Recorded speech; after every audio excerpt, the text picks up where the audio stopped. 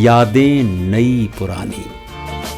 जिंदगी का कोई भी मैदान हो, उसमें सफल होने के लिए टैलेंट और परिश्रम की महत्ता से कौन इनकार कर सकता है। मगर इस दुनिया में ऐसा भी होता है कि किसी के पास टैलेंट भी हो और परिश्रम की क्षमता भी, तो भी सफलता हाथ नहीं आती। वो इसलिए कि टैलेंट और परिश्रम का महत्व एक तरफ और अवसर एवं संयोग दूसरी तरफ। समय रहते अवसर मिले और संयोग बन जाए तो औसत दर्जे की प्रतिभा का व्यक्ति भी कामयाबी के किसी न किसी पड़ाव तक पहुंच सकता है। लेकिन यदि अवसर ही न मिले और संयोग ही न बने तो ठीक ठाक प्रतिभा का धनी व्यक्ति भी दुनिया के सामने उस झमझमाते हुए अंदाज में नहीं आ पाता जिसके बाद उसके लिए सफलता के रास्ते खुल जाते हैं।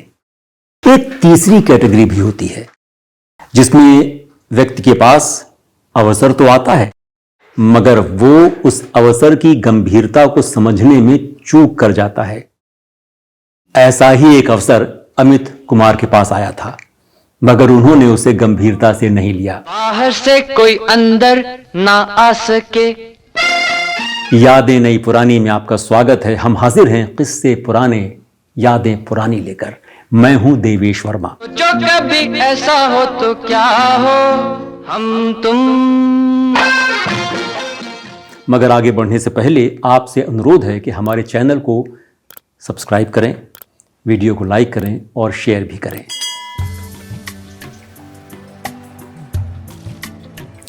अमित कुमार 1970 में कलकत्ते से बॉम्बे आ गए थे और 1972 में वो अपने पिता किशोर कुमार के साथ पूर्वी अफ्रीका और अमेरिका के टूर पर गए। तब अमित कुमार ताल वाद्य भी बजाते थे। उस समय उनके पिता और आर.डी. बर्मन सफलता के शिखर पर थे। आर.डी. बर्मन जब किसी गीत की धुन तैयार करने की प्रक्रिया में सिटिंग सेशंस यानी बैठकें करते थे तो अमित कुमार इन बैठकों में खास मेहमान बनकर उपस्थित रहते थे। 1974 में आर.डी. बर्मन, किशोर कुमार और मन्ना डे के साथ अपने किसी गाने की रिहर्सल कर रहे थे तो अमित कुमार भी वहां थे। अचानक आर.डी. बर्मन ने अमित कुमार से कोई गाना गाने को कहा। अमित कुमार इस स्थिति के लिए बिल्कुल तैयार नहीं थे। वो घबरा गए और फिर किसी तरह अपने पिता का गाना मैं हूं झुमझुम झुमझुम झुमरू गाया। मैं हूं झुमझुम झुमझुम झुमरू पकड़ घुमरू बनके घुमरू मैं ये प्यार। मगर उसमें जान नहीं डाल सके। किशोर कुमार को अपने बेटे की इस परफॉर्मेंस से बड़ी निराशा हुई। उन्होंने घर वापस जाते हुए अमित से पूछा कि उसने ये गाना दिल लगाकर और एकाग्रता के साथ क्यों नहीं गाया।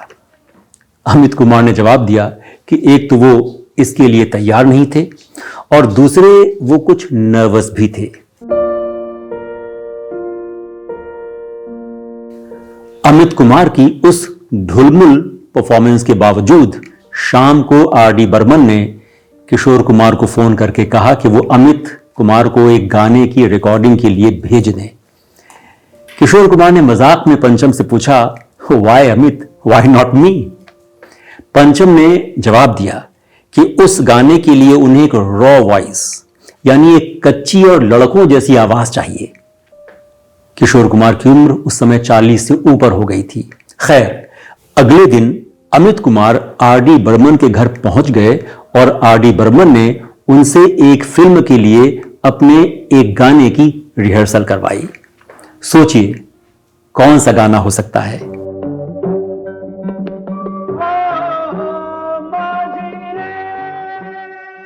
कई बार रिहर्सल कराने के बाद आर.डी. बर्मन 22 साल के अमित कुमार को इस फिल्म के निर्देशक तरुण मजूमदार और प्रोड्यूसर शक्ति सामंत से मिलवाने फिल्म सेंटर ले गए, जहां निर्देशक और निर्माता दोनों ने इस गाने को अपनी सहमति दे दी। इसकी रिकॉर्डिंग संभवतः 1974 के एकदम अंत में या 1975 के आरंभ में संपन्न हुई। और यह गाना इस्तेमाल हुआ 1976 में। फिल्म थी बालिका वधू। कहने की जरूरत नहीं कि यह गाना बहुत हिट हुआ और फिर वक्त के साथ इसकी लोकप्रियता बढ़ती रही। अब अमित कुमार के तौर पर जाने जाने लगे। अमित कुमार कुछ गीत इससे पहले गा चुके थे, मगर बड़े अच्छे लगते हैं रिलीज पहले हुआ। बड़े अच्छे लगते हैं। आर.डी. बर्मन किसी भी कलाकार की संभावना को पहचानने की मारक क्षमता रखते थे। बड़े अच्छे लगते हैं में वो सारे गुण मौजूद थे जो किसी गाने को सफल बना सकते हैं। ये धरती, ये नदियाँ। इस गाने के बोल बड़े ही सहज मगर खूबसूरत हैं। और तुम। इसकी मधुरता की अपनी ही ताजगी है। इस गाने के मुखड़े की मिठास को उभारने के लिए इसमें वायलिन का एक टुकड़ा लगाया गया है जो दिल को छूने वाला है, और इसे बजाया था उत्तम सिंह ने। वायलिन के इस टुकड़े ने अमित कुमार को एक खास तरह के मूड में लाने के लिए क्यू का काम किया था। तुम इन सबको छोड़ के कैसे कल सुबह। इसके सारे एलिमेंट्स का पूरा ताना बाना स्वयं आर.डी. बर्मन ने तैयार किया था। फिर उन्होंने मुखड़े और अंतरे के बीच जिस मर्मस्पर्शी लाइन का जोड़ लगाया था वो थी, ओ मांझी रे जइयो पिया के देश। और बड़े अच्छे लगते हैं में और कहने वाली जो बड़ी भोली सी प्यारी सी बच्चों वाली फीमेल आवाज थी, वो थी उस जमाने की बाल पार्श्व गायिका सुषमा श्रेष्ठ की आवाज, जो बाद में पूर्णिमा के नाम से जानी गई।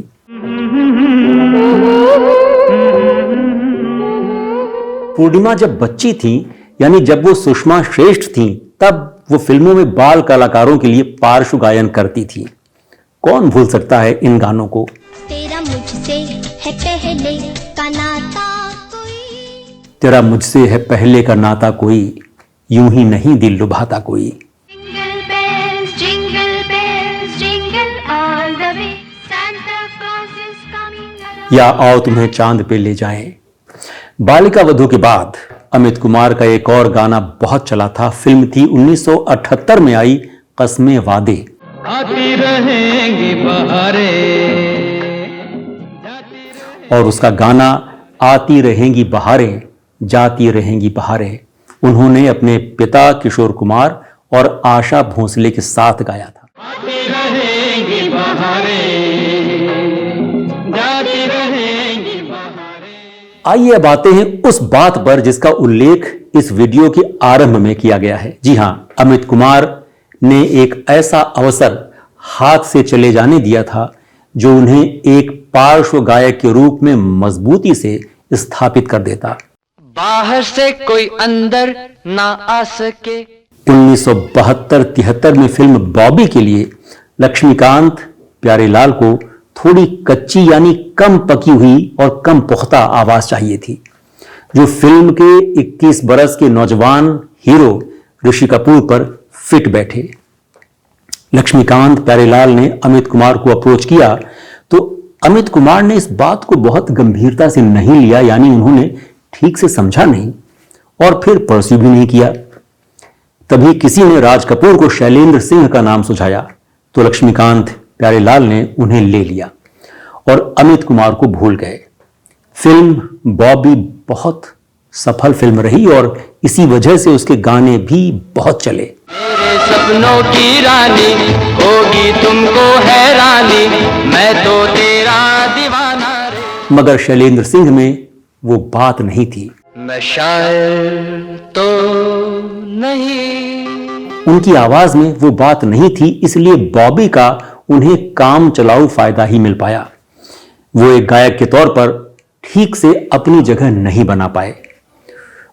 उनकी आवाज में एक सुलहड़पन था, एक ढीली ढाली सी आवाज थी उनकी। उसमें वो बंधाव या कसाव नहीं था जो किसी गायक को दूर तक ले जाता है। रोज रोज आँखों तले यही सपना। यदि अमित कुमार ने बॉबी के गाने गाए होते तो उन्हें उन गानों की कामयाबी का जबरदस्त फायदा मिलता, क्योंकि उनमें वो बात थी जो शैलेंद्र सिंह में नहीं थी। प्यार हुआ है मुझे और तुझे।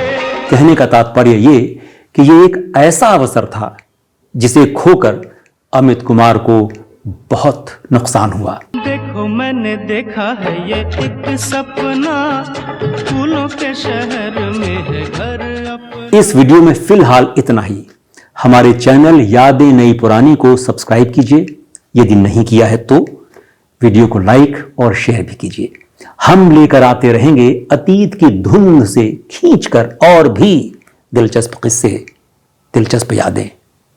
नमस्कार। याद आ रही